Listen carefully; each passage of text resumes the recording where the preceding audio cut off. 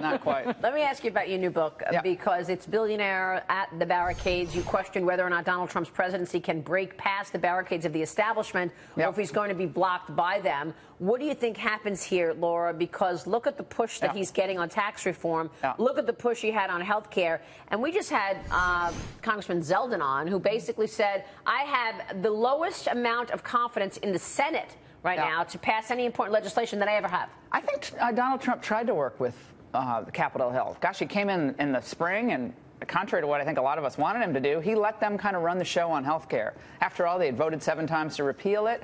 They were the experts on how to do legislation.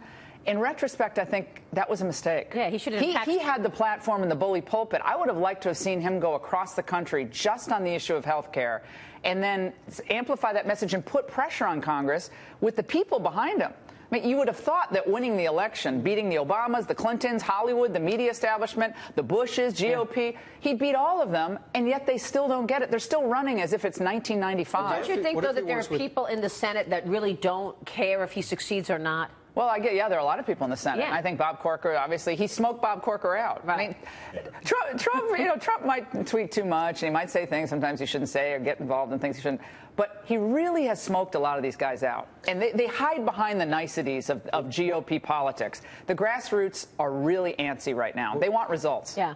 What if he works now? What if Trump now works with Democrats? What if he teams up with Chuck Schumer and Nancy Pelosi? I think exactly what he's going to do. How are conservatives going to handle that? Well, I mean, people want legislative results. So if he can work with Pelosi or Schumer on a couple of issues, maybe on some of the trade stuff, maybe he'll work with them on some aspect of tax reform. Who knows? Maybe despite all the bluster on the left, they'll actually be in favor of some immigration limits or enforcement in order to get that amnesty for all the dreamers.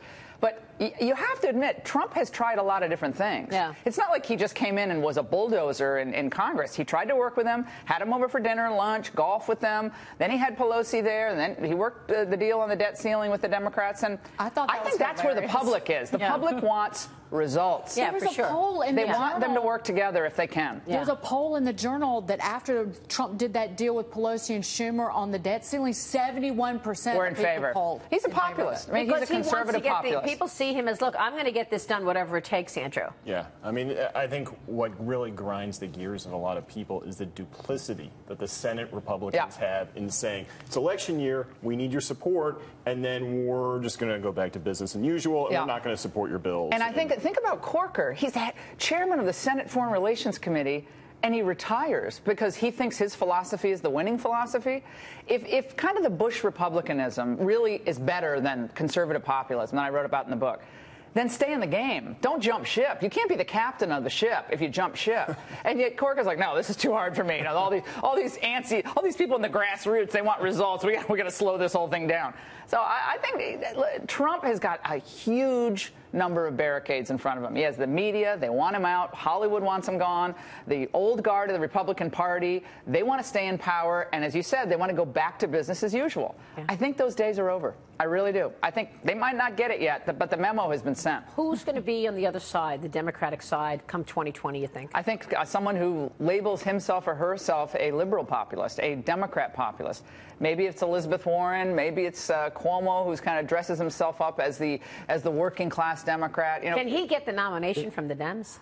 I think it would be tough, but I think a lot of the old dog Democrats are going to come back. I think Biden really does think, approaching octogenarian status, that he could be the nominee of the party. Yeah, I think it'll be Biden, it'll be Bernie Sanders or Elizabeth Warren, and it'll be Cuomo. Or it could be Michelle Obama. Contrary to what people say, she doesn't want to run for office. I'm not sure about that. She might be their only hope. They have the star power. The Obamas have the ability to raise a huge amount of money.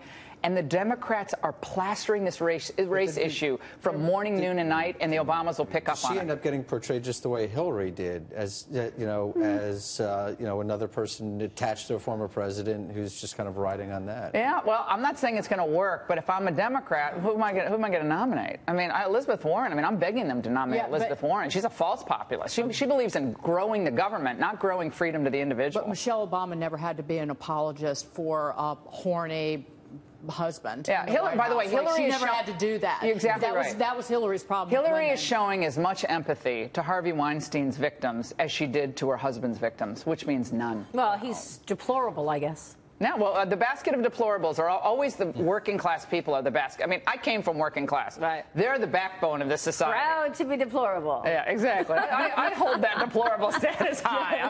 It's a badge of honor for me. Very good to see you. Great to see you guys. Thanks so for having much. me. Good luck on the show. Thank you. Laura Ingraham. Come on, you guys don't get up early enough. Come on, Ingraham Angle, weeknights, Fox News Channel. It all starts on October 30th, 10 p.m. Eastern. It's a must-see. Appointment television. Yes.